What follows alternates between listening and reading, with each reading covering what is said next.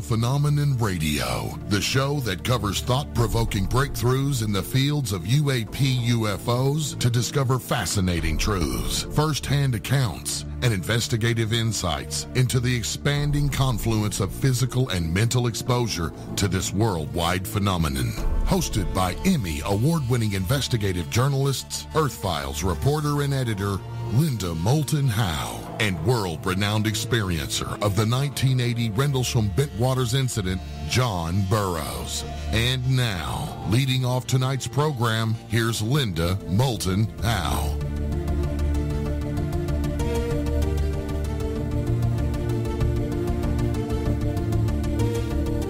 In December 1980, NATO's largest airbase was the joint American and UK RAF Bentwaters Woodbridge in Suffolk County, England. After midnight in the early morning hours of December 26th and 28th, 1980, then U.S. Air Force Airman First Class John Burroughs was the only military person known to have encountered unidentified aerial phenomena up close on both of those nights in Rendlesham Forest that grew along the base. The UAP phenomena was also reported in Rendlesham Forest on the night of December 27th, but John Burroughs was not there. What is especially strange about the night of December 28th is that even though John's sea flight was not on duty, John felt drawn back to the site where he and Staff Sergeant Jim Peniston had encountered lights after midnight on December 26th. John got a friend to drive him back to the forest, where he was surprised to see Deputy Base Commander Lieutenant Colonel Charles Halt leading several men with light-alls, Geiger counters, cameras, trucks, and other equipment into the field near the forest area where he and Staff Sergeant Peniston had been 2 nights before. John is puzzled when Colonel Halt does not seem surprised to see him, and even says that he thinks John can bring the aerial phenomena closer to them if he walks out toward the field where orange, white, red, and blue lights are moving around each other. These events were once recalled in detail by John Burroughs in 1988, 8 years after the Rendlesham Forest events. That was hypnosis organized by Hollywood TV producer Kurt Brubaker for a TV special entitled UFO Cover-Up Live. Even though none of that 1988 hypnosis session conducted by hypnotherapist Al Ward ended up in the TV production, Brubaker wanted to find out the truth about long-time rumors that John Burroughs had either jumped up on a craft in Rendlesham Forest or was lifted into a beam of light. John Burroughs himself was confused by that rumor because he could not consciously remember what happened to him near the strange lights on either the early morning of December 26th or December 28th. Here now is a brief excerpt from that November 11th, 1988 hypnosis session in which Burroughs is in a hypnotic state.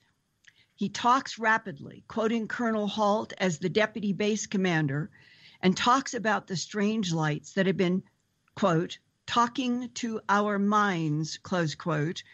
Then that was Colonel Halt saying those words.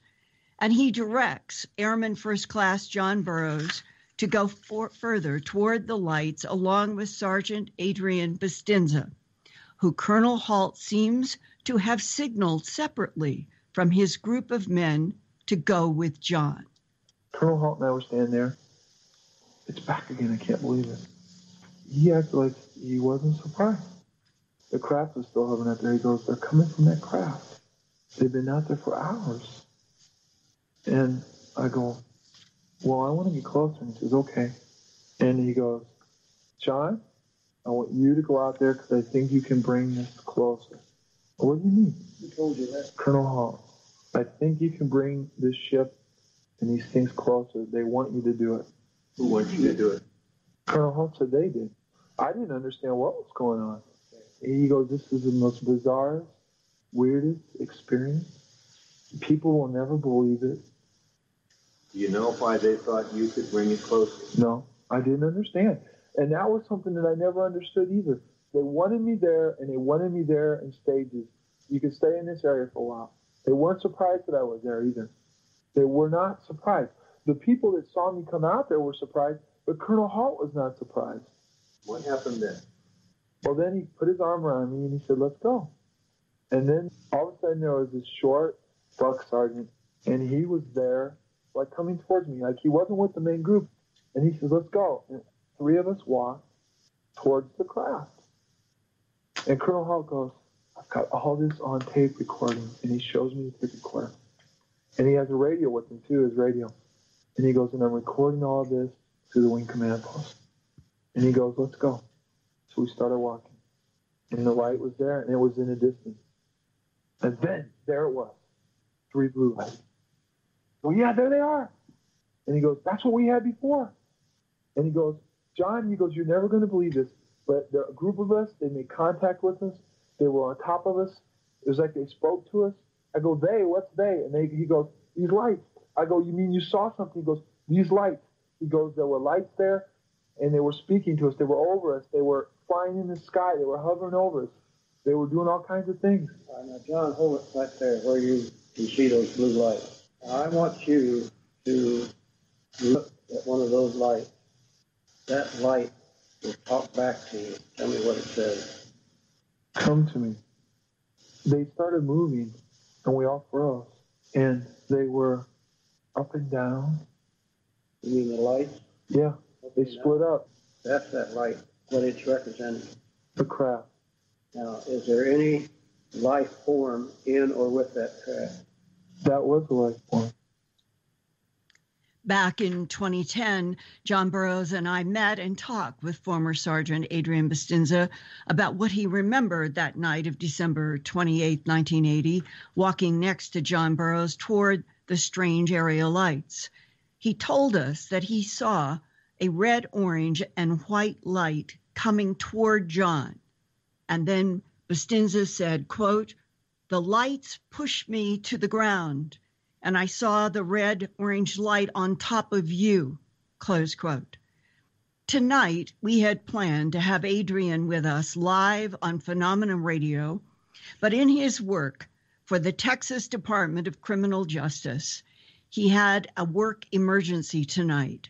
So filling in live from the UK will be Ronnie Dugdale, who is and has been a local investigator of the Rendlesham Forest mystery since 1980 December and onward. And he will be joining us from his home office in Great Yarmouth, England, after this short break.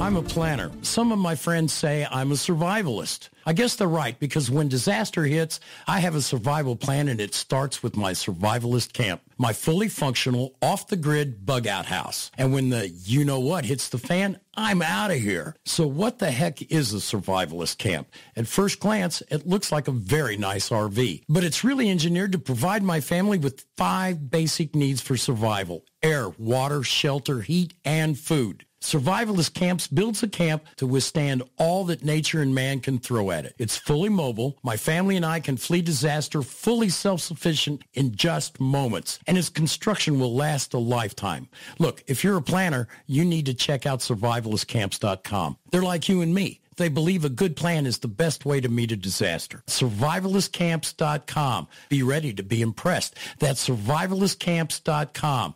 Get prepared at survivalistcamps.com.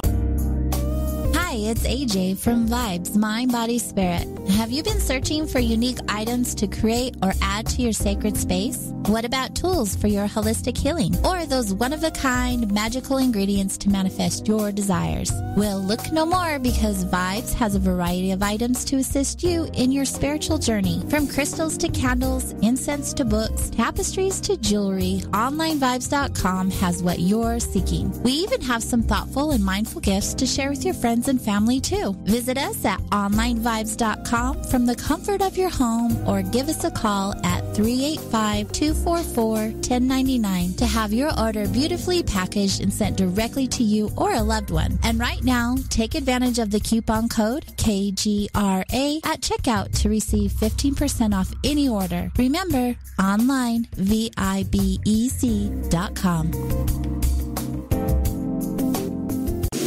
Now you have the inside contact for alternative talk radio. The Planet. KGRAradio.com.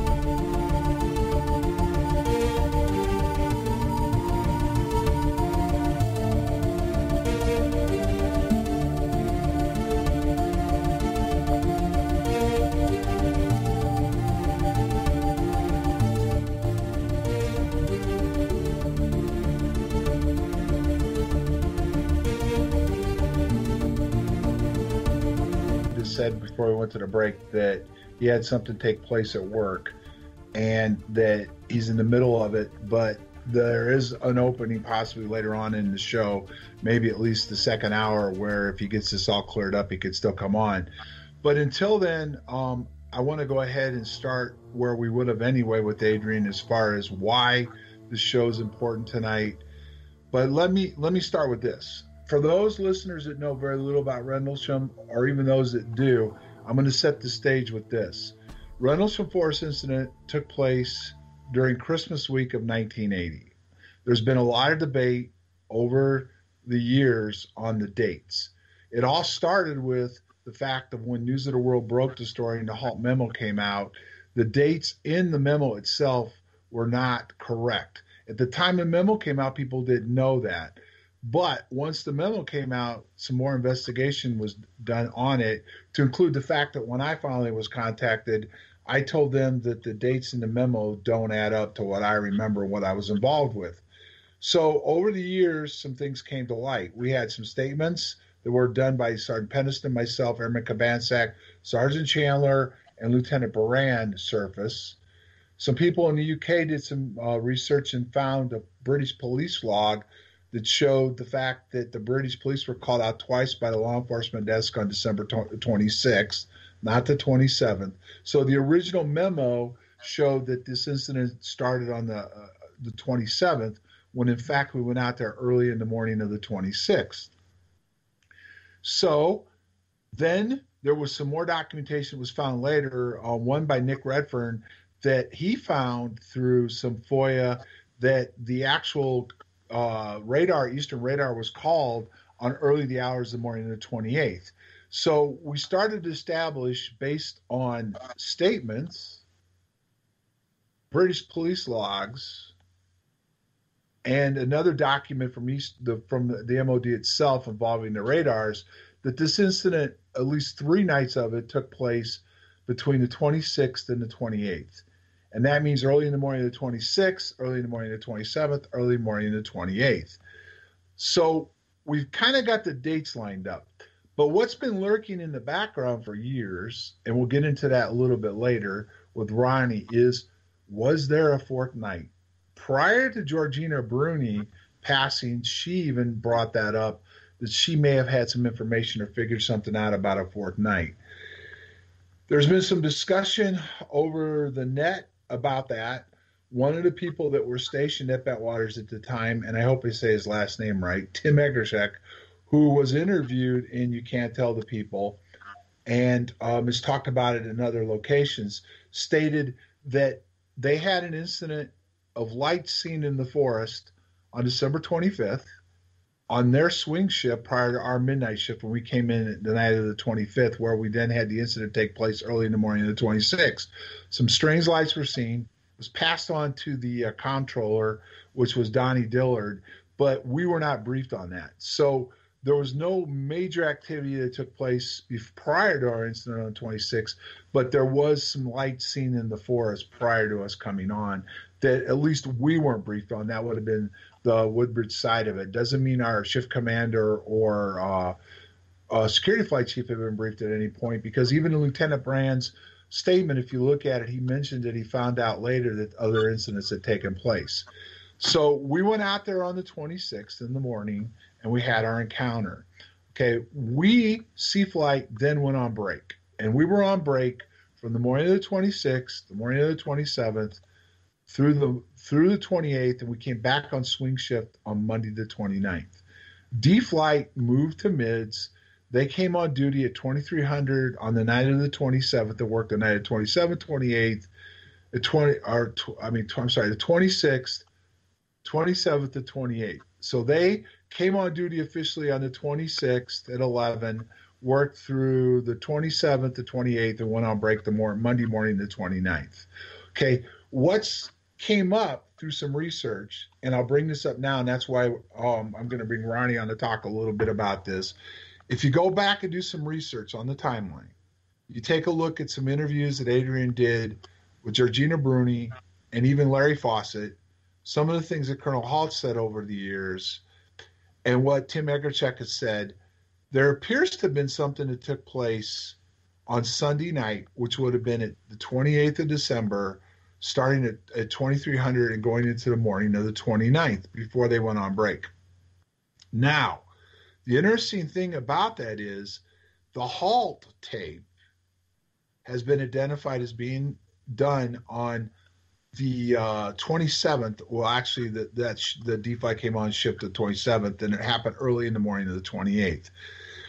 The different sightings, what he had to say on the tape, the fact that it was identified through Georgina's work, because she was able to get a good tape, cleaned up tape, and they started hearing names about people that were involved, and everything else was that tape took place on the 27th and the 28th.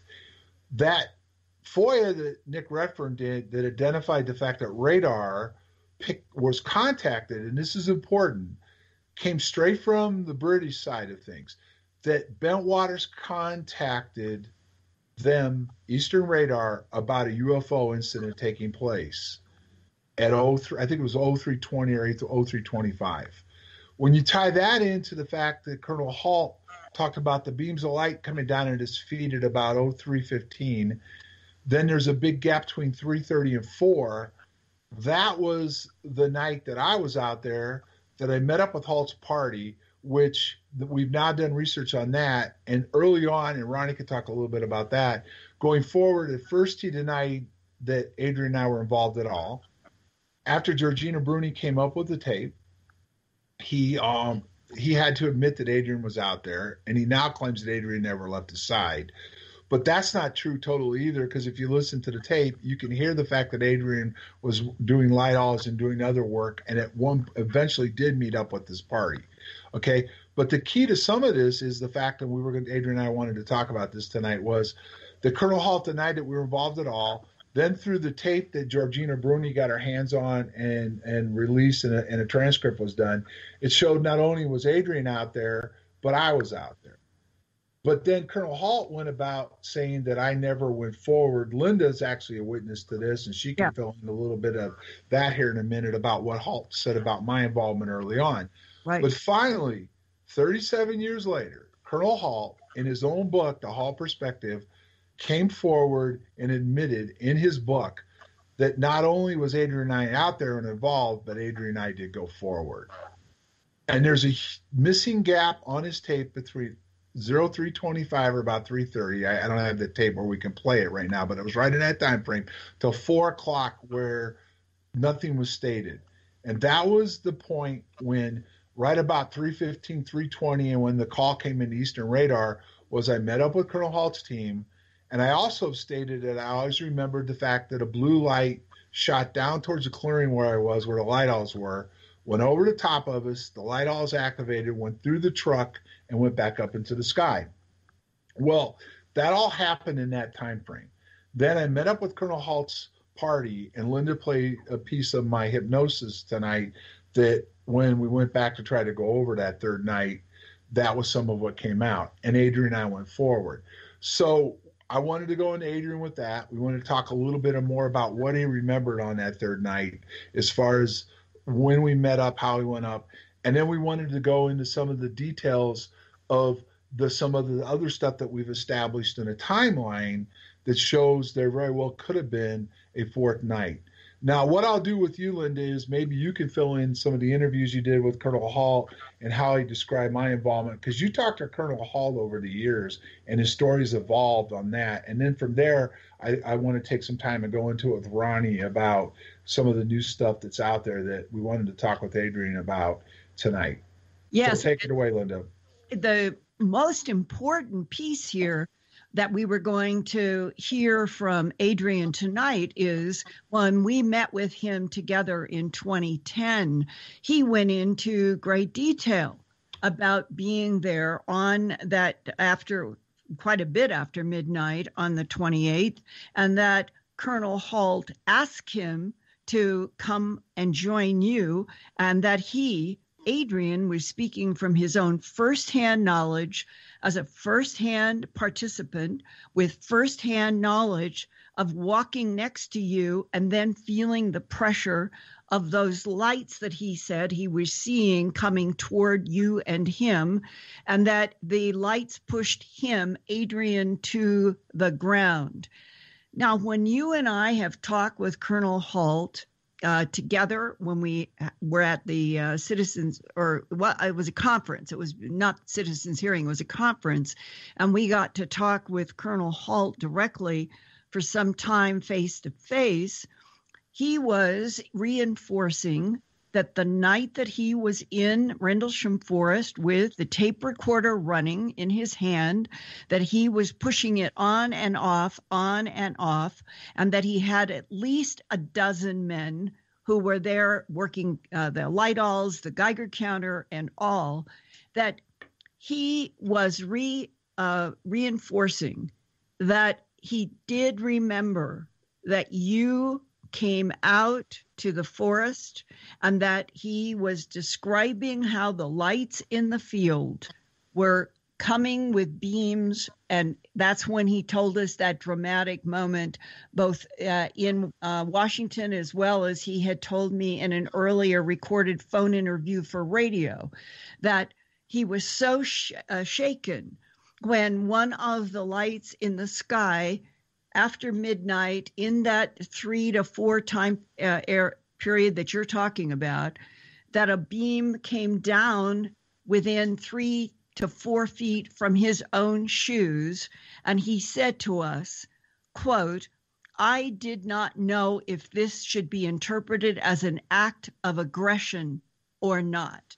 And that was his frame of mind and his confusion when he told us also that they had been getting what he described as being some kind of thoughts that he thought were coming from the lights. He said we could hear like content or words or phrases that we associated with the lights, which would be this issue of telepathy, and that he must have known, John, from the 26th. Whatever happened on the 26th when you and Jim Peniston went off of the radio contact with Central Security Control for 45 minutes, according to multiple people who were there, and that Ed Kovansak had been assigned to stay with the pickup truck because as soon as you got into this area of Rendlesham Forest, the three of you in that truck, you started having static on the radio, and Jim Peniston was the staff sergeant. You were an airman first class, and Ed Kovansak was a brand new airman. And so Peniston said to Ed Kovansak, "You stay with the truck and see if we can keep radio communications going there, and John and I will follow the lights." And that was the physical disconnect between the third member of your team. And what's important is, as far as we know, Central Security Control was never able to raise any one of your three voices during those 45 minutes.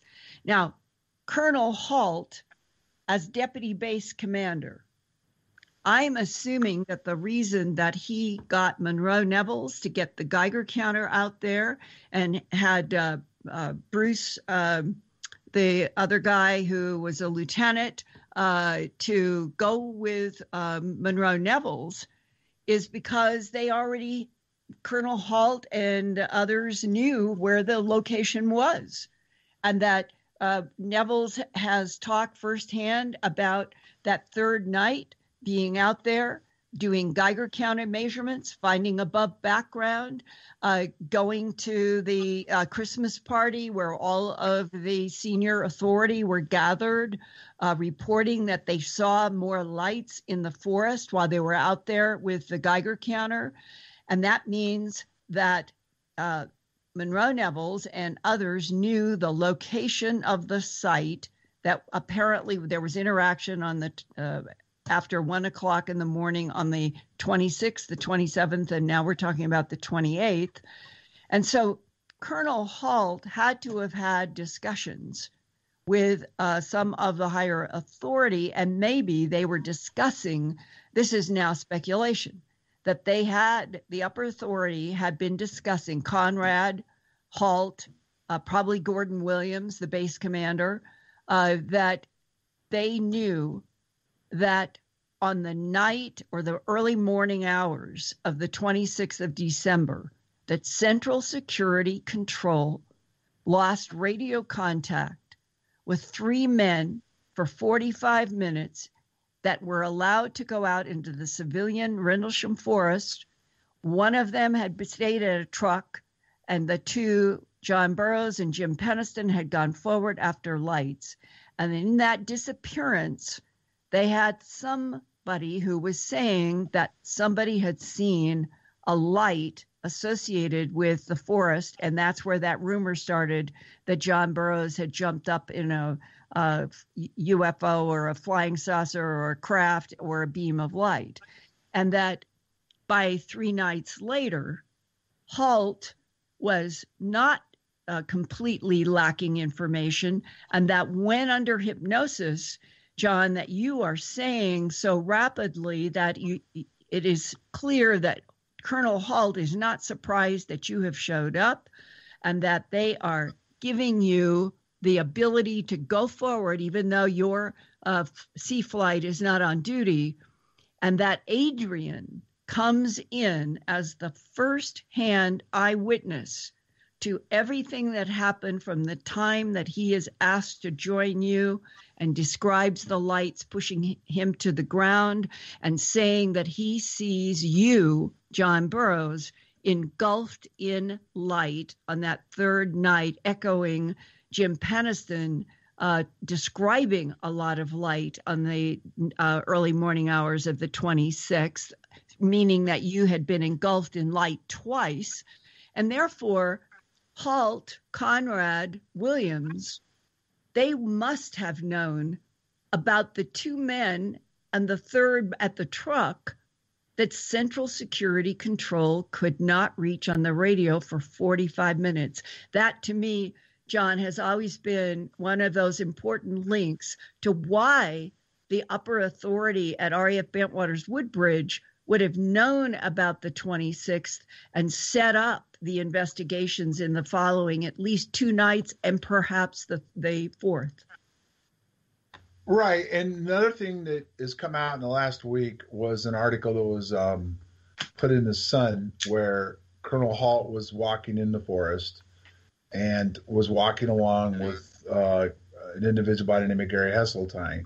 And he was being filmed.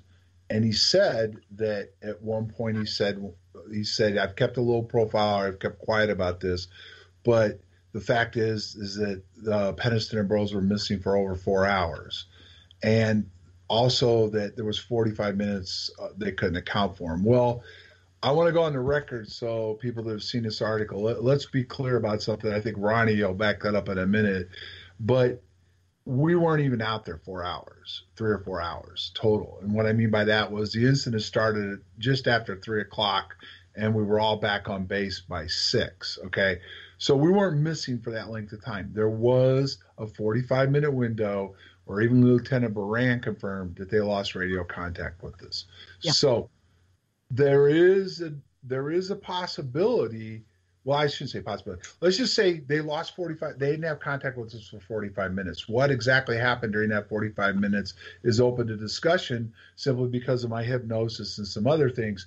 But they did not have contact with us for 45 minutes. Does that mean it was missing time? That's debatable, but they did lose contact with us. But moving forward now, okay, the interesting thing, and it came out in the memo because the dates were all jumbled together and they weren't right. Colonel Hall himself at one point said certain things may have happened on the 29th. Okay, in a couple interviews where he made a comment to somebody. We've had Lori Bowen on, and she talked about how she was on the gate on the second night and heard Sergeant Ball in the forest with Lieutenant Tamplin, and they had an incident, okay? The third night, okay, was when we went out into the forest, and that's where it was made clear that now Hall doesn't agree with Neville's on this. Sergeant Neville said that Lieutenant England came and got him earlier, went out to the forest, went to the area where the landing site was. They did some investigation, saw the lights in the distance. They took off, turned back, went back to the party. England went in, told the command staff what was going on. Hall got a team together, and they went out into the forest. Now, that's the night of the tape, okay? And you can hear them talking on the tape, doing the investigation. Neville's is out there and everything else. But what Egershek brought up, and some other people have hinted at, to include Lori Bowen in her interview, she said when she came back to work the next night, they had people up on the roof. They were doing things differently than they'd had before. Well, in the book, You Can't Tell the People, and that's one of the things I wanted to bring up with Adrian tonight, was Adrian started out by saying he thought that the event that he goes on to talk about happened on that would have started on shift on the 28th, which is Sunday night, and went into the morning of the 29th.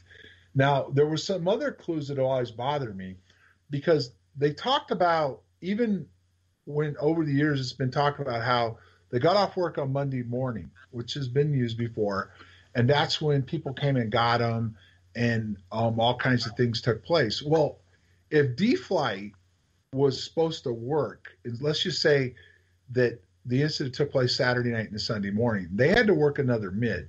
If they'd have yanked these guys the way it's described about how cars showed up, people were interviewed, stuff went on, if they'd have yanked all these guys from the flight on Sunday morning, they couldn't have filled the flight on Sunday night.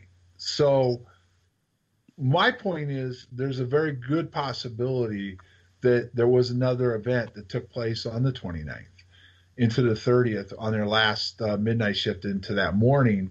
And what he described in You Can't Tell the People was that night and what took place that night. Now, Ronnie was the one that picked this up, and that's why I thought it was important he came on. Do you want to go into a little bit of that, Ronnie, and what caught your attention and why it's important? About the 28th to 29th? Yes.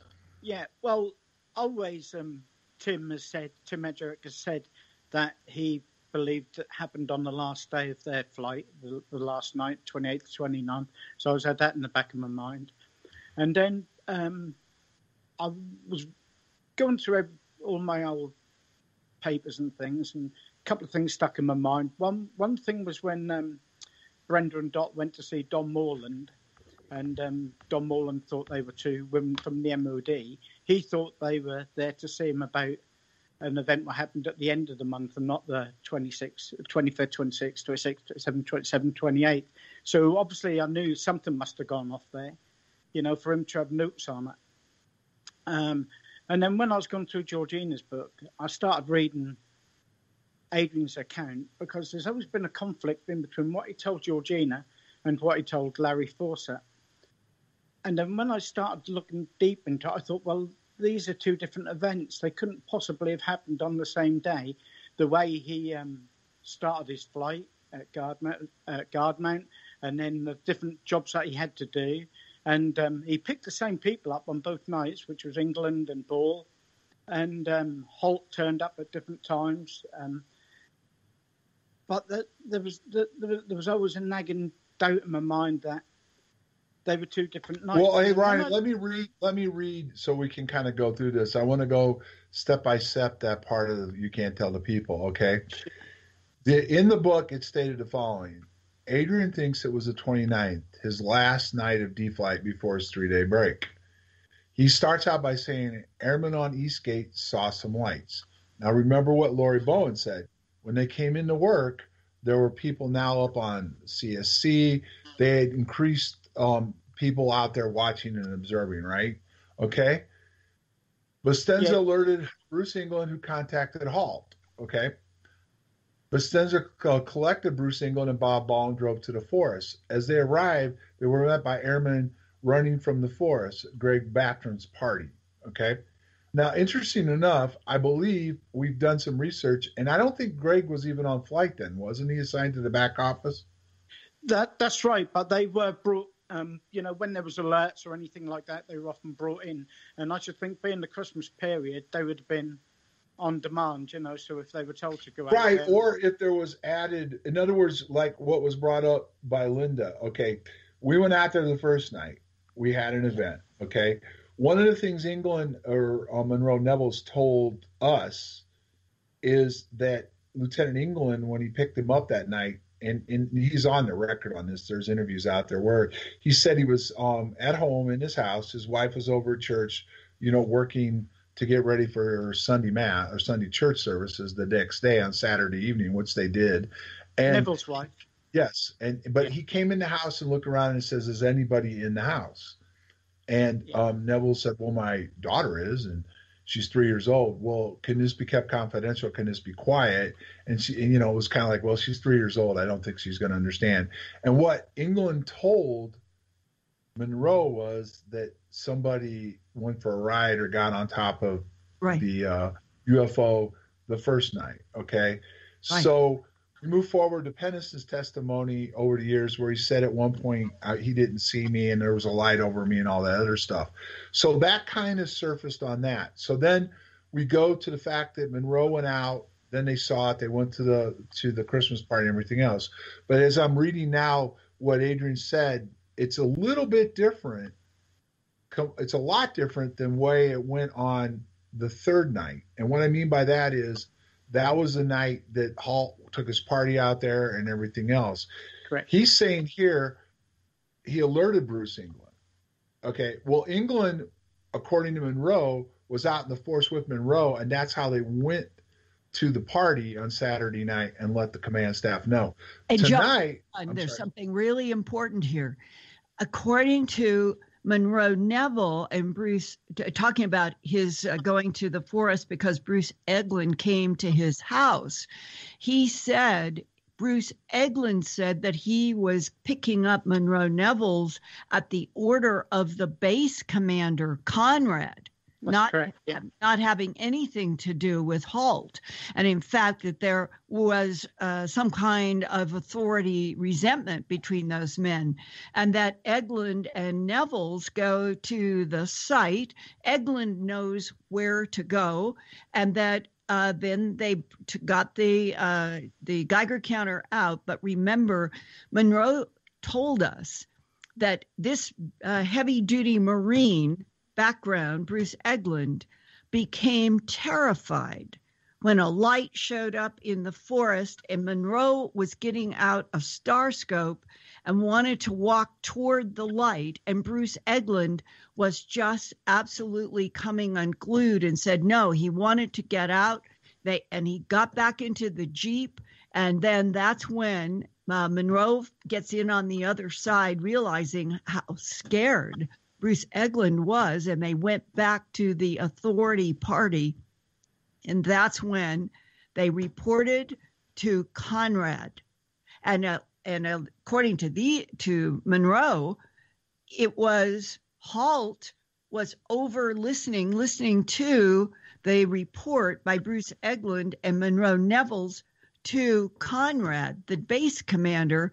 And somehow at that point, remember Neville said, and then Halt was saying to me, I want to join you, or I want to go with you.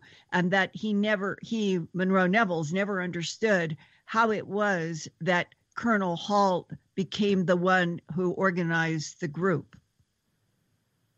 Correct. Right. Yeah, that's an important piece of testimony for the Saturday night into Sunday. Correct.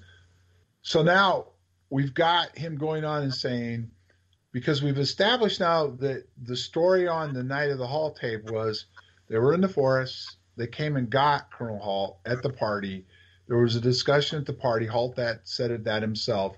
They took a team and went out into the forest. Now, Adrian said that when he talked to Georgina, he said, here's how we're moving forward. Okay, they met the party of Greg Battram running out of the forest, okay, running from the forest, okay. They told England there was a bright light surrounded by yellow mist. England reported to his supervisor, told him to collect light owls and round up more men. England's patrol then goes back to Bentwaters to carry out orders. They went the country roadway, and England cautioned Bastinza to be careful as animals were fleeing the forest. They returned to the forest. Now, Ronnie, we talked about this, and you said that Adrian talked in a different interview about a different way they went on the night of the Hall tape, and this is a different way on this other night, possible night, correct? That's correct, yeah. Adrian said that on one of the 2 nights, they come out through the East Gate and then turned right at the bottom of the service road and then left into the Logan Road. But this time, he's talking about going the country roads, and England tells him be careful because the animals were going wild in the forest and they were running about. Right, and that would be if you were stationary, you would understand. If he came out through the East Gate, okay, which Doc Rhodes talked about, a convoy of people coming out from Woodbridge Base down through the East Gate and going out to the forest. That means they came the front way, okay? They came out the Gate 10 at Bentwaters around and went the front way, and I believe the village was Ike. I mean, it's been 38 years, but there is a village between Bentwaters front gate and the main gate at Woodbridge, and it might have been Ike, or there was or I can't remember the name, but there was a town that you went through. Okay, that was Ike. Right, but the back gate, and I believe it was Butley and the East Gate, that would have been what he described that they did. They did that's that right. night, because that's back by the forest area. Yeah, and that's the shortcut. Right, that was the shortcut, and that was the way we went, because contrary to people's belief, they always keep saying this, that we can never have weapons off base. We were allowed to transport back and forth between posts with weapons. On certain emergencies, we could leave the base, armed. But on a normal circumstances, like, for example, we used to have to go down and pick up American GIs that were arrested by the British police. We had to leave our weapons at the desk and go down, okay? But on certain circumstances, and when we went back and forth, we were allowed to have our weapons with it. That was in the status of forces agreement.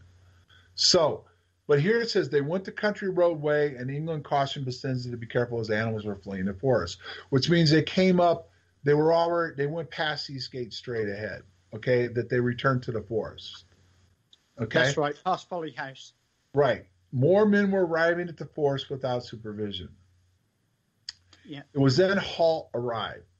Yeah, no, that's important, John. That's important that Halt arrived separate from England and right. And on the other occasion, Bastinza was driving.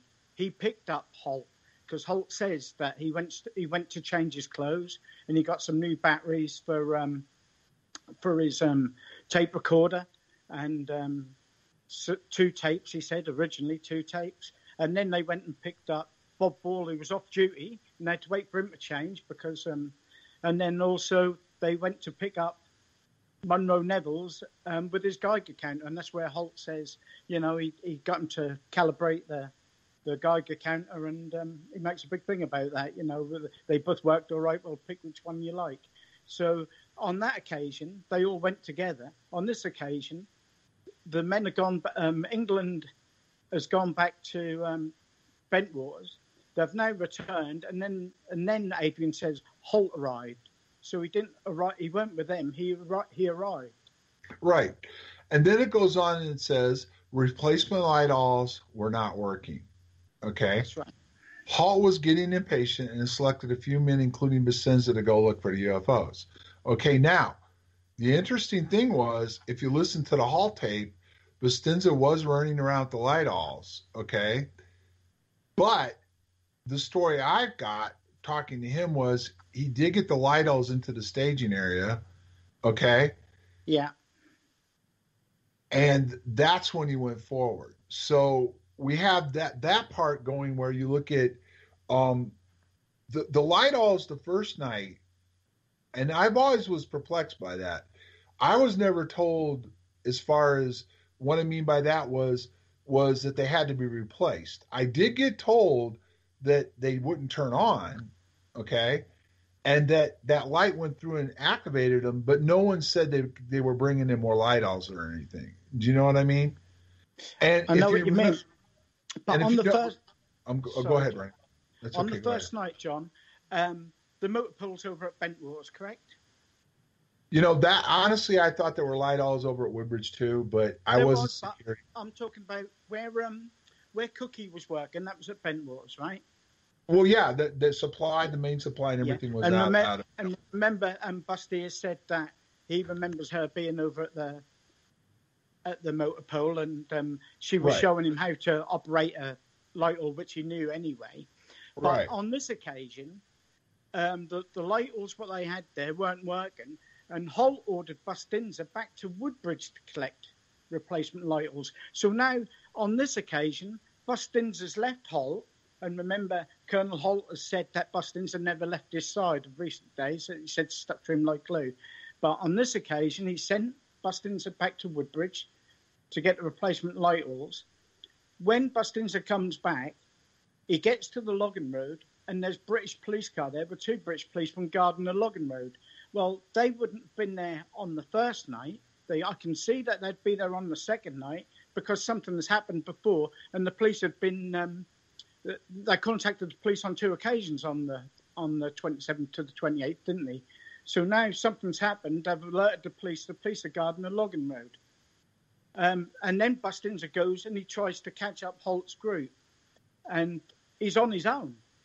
And he observes some lights moving through the trees. This is a completely different incident than what you hear on the Holt's tape. So do you want to take it from there, John? Yeah, I'm just going to read through the part from the book. Okay, it says replacement light-alls were not working. Holt was getting impatient and selected a few men, including Bustinza, to go look for the UFO. Okay. Then he says they found indentations, events that are recorded on Holt's tape. Okay. All right. But if, in fact, Holt had already been out there the night before, they would have known where to go. You know what I mean? And, John, it is so important to remember that Bruce Eglund went to Monroe Neville's house on the orders of Conrad to go and take Monroe Neville's to the site. And Monroe Neville's said Eglund is the one who took him and went right to the site with the impressions, because that is where Monroe Neville's put the Geiger counter down in the triangular holes, and then around where there were bleached or beige parts in the trees, and that he described how big sections of this area was beige, like it had been exposed to heat, and that they were both talking about it. It's Eglund who knew where to go. That's right. Eglund did know where to go. Eglund did know where to go. And most likely that was because, which people don't realize either, England was not the shift commander for midnight shift. He was B Flight shift commander, but he was filling in for Lieutenant Tamplin, that after her incident was relieved of duty. We've established that. She had an encounter with Sergeant Ball in the forest and was relieved of duty. So both on the night of the Holt tape, and then it appears this other night that could have taken place, he was the lieutenant out there in charge. Okay. And that was the middle night, the 27th, because Lori Bowen heard on the radio the Bonnie Taplin yelled, crying. She said, crying voice for Bob, meaning Robert Ball, and that they heard that she was crying for help, and that they heard also Colonel Holt's voice on the radio. That is Lori Bowen's testimony, along with Tremontosi, her friend, who was also at the East Gate. They both said on the radio, listening together, that they were shocked at how on the 27th, after midnight on December 27th, that their flight head was screaming and crying, and they knew that Master Sergeant Robert Ball was there, but that's when they also heard Colonel Halt. And if this is true, then Colonel Charles Halt knows a lot about the middle night and has never talked about it. Right, and he didn't really come forward with it until I actually confronted him in Phoenix about it, and then he went up on stage at Open Minds, which would have been the time that all of us were there, and talked about that he found out some new information. But I want to get to this before we take our first break, okay? And then we could come back after the break and go into more detail, because this is what I never could put together. This is completely different than what I remembered. And what I mean by remembered was I wasn't out there in the field, but there's only so much time from the time I came up, got to the East Gate, went to the staging area, was around people with radios and stuff. And so if this all happened at 2300 and we went forward to 3 o'clock, Bustinza went, this is what Bustinza said. He said, okay, all right. Halt ordered Bustinza back to Woodbridge to collect replacement light owls. As Bustinza arrives, okay, so now we've got this other thing that where Bustinza left him. He went back. He went, all right, I just lost my point here. I want to go back. Okay. All right. Bustinza. Okay, no, right here. Replacement light owls were not working. Halt was getting impatient and selected a few men, including Bustinza, to go look for the UFO. They found an intelligence events that are recorded on Halt's tape. Bustinza tried to contact CSC. Halt ordered Bustinza back to Woodbridge to collect replacement light owls. Okay? So like I said, they had light owls on Woodbridge. I know they had them out on the flight line. Okay? As Bustinza arrives, there's a British police car and 2 British policemen guarding the logging road. Now, I was out there, and I never saw the British police cars at any point. As Bustinza tried to catch up with Halt's group, he observed lights moving through the trees. He came across the yellow mist rising up from the forest floor knee-high. As he closed in, he observed an object hovering 20 feet off the ground, bobbing up and down. When he caught up with the patrol, he found 20 to 30 personnel, including Halt, surrounding a huge UFO in a clearing near the farmer's field. Bustinza's amazed such a large craft could land in such a small clearing. Halt ordered him to join other men who were surrounding the craft. 2 men in black military uniforms were observing. Okay? 2 civilians were taking photographs. Halt ordered Bustinza and 1 other airman to confiscate cameras. Other people were taking photographs and filming the event. Bustinza never saw beings, but saw the outline of something. He remembers Halt facing the craft, talking into his tape recorder. Nevels was out there getting radiation readings. Bustinza never saw it land, but saw it take off. It hovered and then took off. Okay. All right. And then he goes on to say the UFO was in the clearing 15 to 30 minutes. All right. So we're going to leave at that point. I believe we're due our first break. But when we come back, that's a lot different than what happened when I was out there, what came over the radio, and what happened when we went forward and met up with Adrian Bustinza and Halt's team, and we were allowed to go forward. Race, take us to our first break.